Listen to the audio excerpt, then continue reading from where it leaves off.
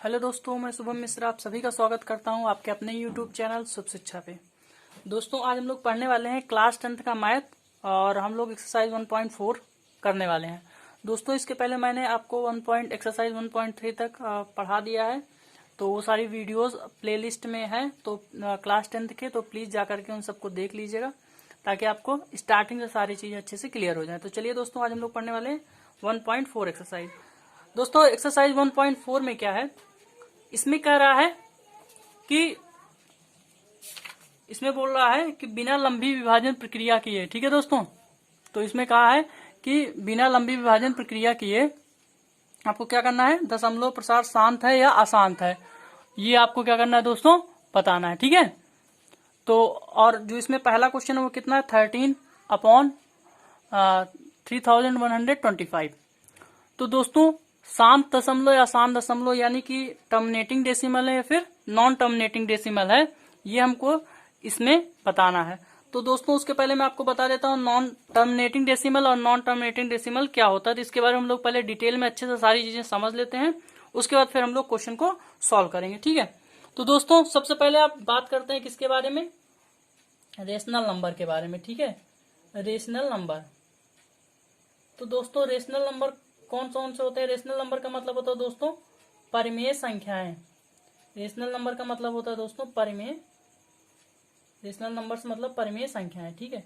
अभी दोस्तों, परिमेय संख्याएं होती क्या है, परिमेय संख्याएं वे संख्याएं जो भी p/q के रूप में दी जाती हैं, यानी मैं इस तरीके से बोल सकता हूँ p/q के रूप में जितने भी नंबर्स होंगे वो सारे होंगे। अगर मैं इसको बोलता हूँ कि परिमेय संख्याएं माइनस इनफाइनाइट से स्टार्ट होगा और प्लस इनफाइनाइट तक जाएगा, ठीक है। तो माइनस इनफाइनाइट से प्लस इनफाइनाइट तक यानी कि जितने भी इंटीजर्स होंगे वो सारे किस में आएंगे दोस्तों, रेशनल नंबर में आएंगे। तो मैं बोल सकता हूं all integers are rational numbers, ठीक है दोस्तों। तो जितने भी इंटीजर्स होंगे वो सब क्या होंगे, अपने रेशनल नंबर कहलाएंगे। और इंटीजर्स दोस्तों क्या होता है, इंटीजर्स में कौन कौन से आते हैं, इंटीजर्स में अपना माइनस इनफाइनाइट से लेकर के प्लस इनफाइनाइट तक आता है, ठीक है दोस्तों। तो अब आगे बात करते हैं कि डेसिमल फ्रैक्शन। तो डेसिमल फ्रैक्शन कितने प्रकार का होता है उसके बारे में हम लोग जानने वाले हैं, ठीक है दोस्तों। तो डेसिमल फ्रैक्शन के बारे में जान लेते हैं। चलिए, डेसिमल फ्रैक्शन, ठीक है दोस्तों। डेसिमल फ्रैक्शन मतलब ये होता है अपना दशमलव, ठीक है, दशमलव भिन्न, ठीक है दोस्तों, दशमलव भिन्न। ये हो गया डेसिमल फ्रैक्शन यानी कि दशमलव भिन्न। आई होप आपको अच्छे से दिखाई दे रहा होगा सारी चीजें, ठीक है दोस्तों। तो ये दशमलव भिन्न हो गया। अब डेसिमल फ्रैक्शन दोस्तों कितने प्रकार का होता है, डेसिमल फ्रैक्शन जो होता है वो दो प्रकार का होता है, ठीक है। एक तो होता है टर्मिनेटिंग और दूसरा होता है दोस्तों नॉन टर्मिनेटिंग,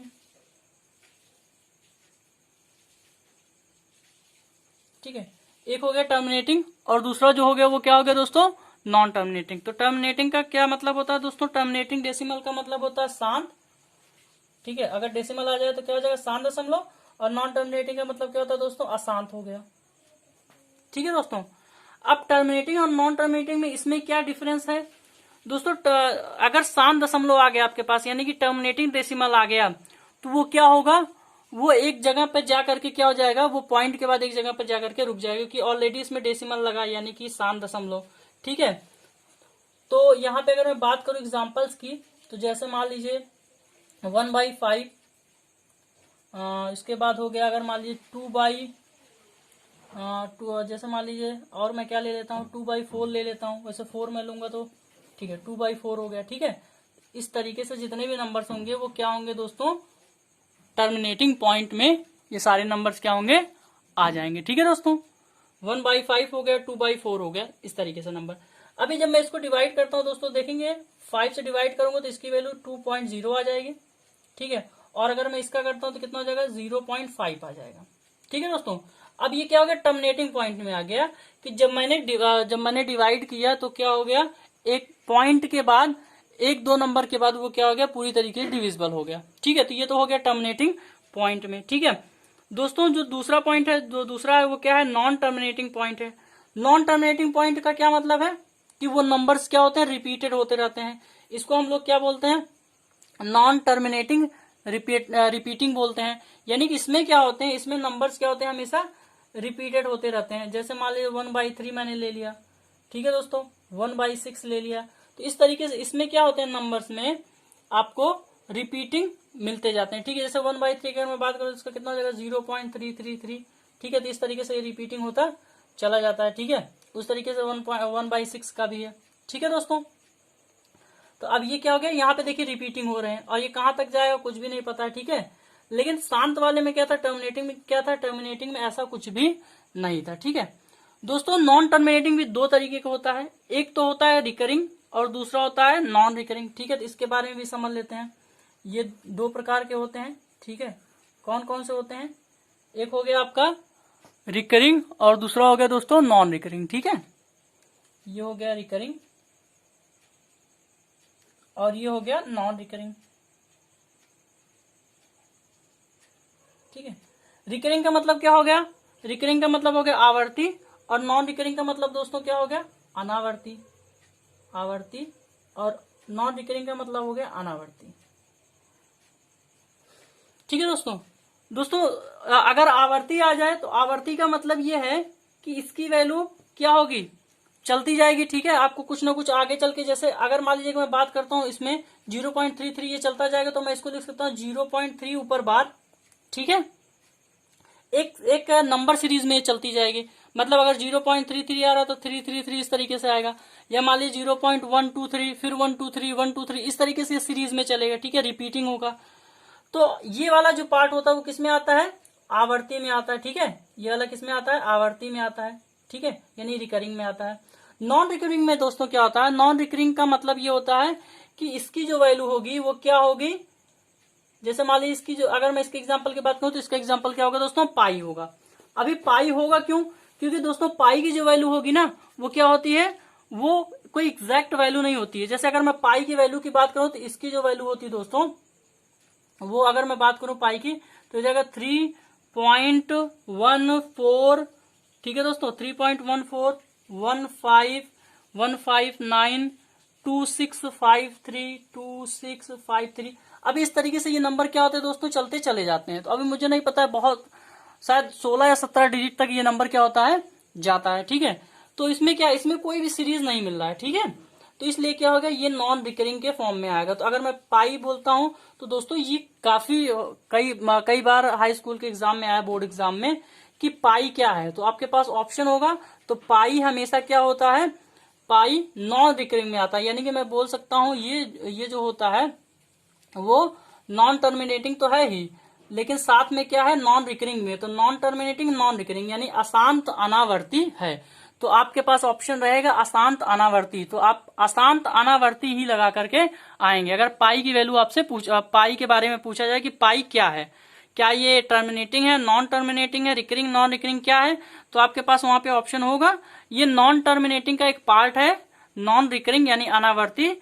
और इसका अगर मैं पूरी तरीके से इसकी बात करूं तो पाई क्या हो गया, एक तरीके से नॉन टर्मिनेटिंग नॉन रिकरिंग यानी अशांत अनावर्ती होता है, ठीक है। आई होप दोस्तों ये सारी चीजें आपको अच्छे से क्लियर हुई होंगी। आगे चलते हैं, आगे बात करते हैं। तो दोस्तों आगे अगर मैं बात करता हूं तो यहां पे क्या हो जाएगा, तो आगे बात करते हैं। अगर आपसे शांत के बारे में बोला जाए, शांत दशमलव, ठीक है ना, शांत दशमलव के बारे में आपसे बोला जाए कि कौन सा शांत दशमलव कौन सा शांत, तो आप शांत दशमलव इजिली पहचान सकते हैं। यानी कि इसको मैं बोल देता हूं टर्मिनेटिंग डेसिमल, टर्मिनेटिंग डेसिमल, ठीक है दोस्तों। तो अगर टर्मिनेटिंग डेसिमल के बारे में बात किया जाए तो क्या होगा, ये p/q के रूप में होता है, ठीक है। और q क्या है, q हमेशा क्या होना चाहिए, q का जो होना चाहिए वो 2 की पावर n या फिर 5 की पावर n या फिर 2 की पावर n इंटू 5 की पावर n, ये दोनों होने चाहिए, ठीक है दोस्तों। तो और n यहाँ पे क्या होना चाहिए, n यहाँ पे एक नेचुरल नंबर होना चाहिए। n जो पावर है वो क्या है, एक नेचुरल नंबर है, ठीक है। नेचुरल नंबर आपको पता होगा, नेचुरल नंबर्स मतलब 1 से लेकर के इनफाइनाइट तक, ठीक है। तो क्यों होना चाहिए क्या, 2 की पावर n या फिर 5 की पावर n या फिर 2 की पावर n या 5 की पावर n, ठीक है, ये दोनों होने चाहिए, या तो ये हो या फिर ये हो या फिर ये दोनों हो, तब हम क्या कर सकते हैं, उसे शांत दशमलव बोल सकते हैं। ठीक है, यहां तक उम्मीद करता हूं आपको सारी चीजें अच्छे से क्लियर होंगी। चलिए दोस्तों देखते हैं क्वेश्चन नंबर फर्स्ट।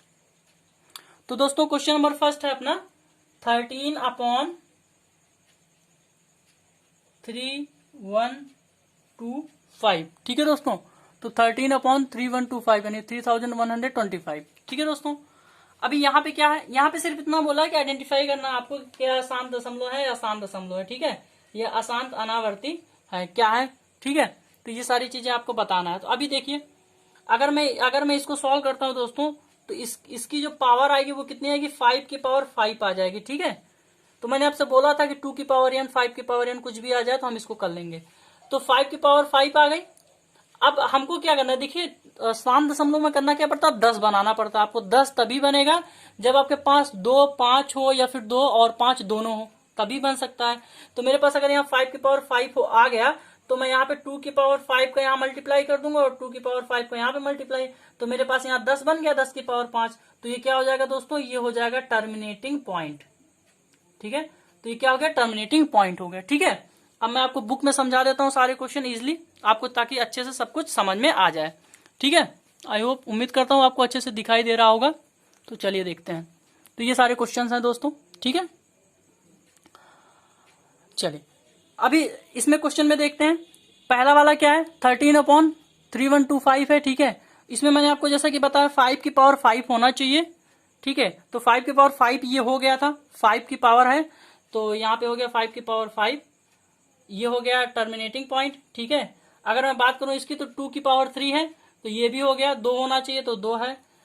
यहाँ 4 5 5 है, तो दोस्तों 4 5 5 है, यानी कि अगर मैं इसका फैक्टर करता हूं दोस्तों, तो इसका जो फैक्टर आएगा 5 × 91 आएगा। ठीक है, अभी 91 आ रहा है, 5 तो आ रहा है लेकिन 91 भी आ रहा है, तो यहाँ पे नहीं बन सकता है। ठीक है, अगर नहीं बन सकता है तो इसका मतलब ये वाला नहीं होगा। ठीक है दोस्तों, अगर बात करूं इसका तो इसका हो जाएगा, क्योंकि अगर मैं बात करूं इसकी तो 4 का स्क्वायर होता है और यहाँ 00 तो 100 है।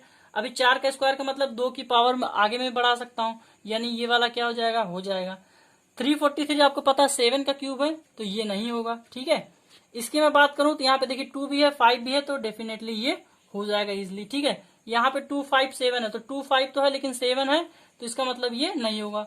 15 है दोस्तों, तो अगर मैं 15 को कैंसिल कर देता हूं तो कितना बन जाएगा, 3 2 6 और 3 5 5 बन गया, यानी कि 2 का मल्टीप्लाई यहाँ कर लेंगे, 2 का मल्टीप्लाई यहाँ 10 बन गया, तो ये वाला हो जाएगा दोस्तों। ठीक है, अगर मैं इसकी बात करूं तो 5 से कट जाएगा, 5 धाम 50 और 5 7 35, 5 से 35, तो ये भी हो जाएगा। अगर मैं इसकी बात करूं तो अगर इसको मैं डिवाइड कर देता हूं तो कितना हो जाएगा, 11 और 7 3 21 30 बन रहा है, तो 30 बन रहा है, यानी कि 3, तो अगर 3 से ये कट जाता तब तो बन जाता है, लेकिन यहाँ पे 3 से नहीं कैंसिल हो रहा है, इसलिए ये नॉन टर्मिनेटिंग है। ठीक है दोस्तों, तो आई होप आपको सारे क्वेश्चन अच्छे से दोस्तों क्लियर होंगे, और अगर आपको वीडियो पसंद आता है तो वीडियो को लाइक कीजिए, कमेंट करके जरूर बताइए आपको वीडियो कैसा लगा, और ज्यादा से ज्यादा अपने दोस्तों में जरूर शेयर कीजिए। थैंक यू दोस्तों।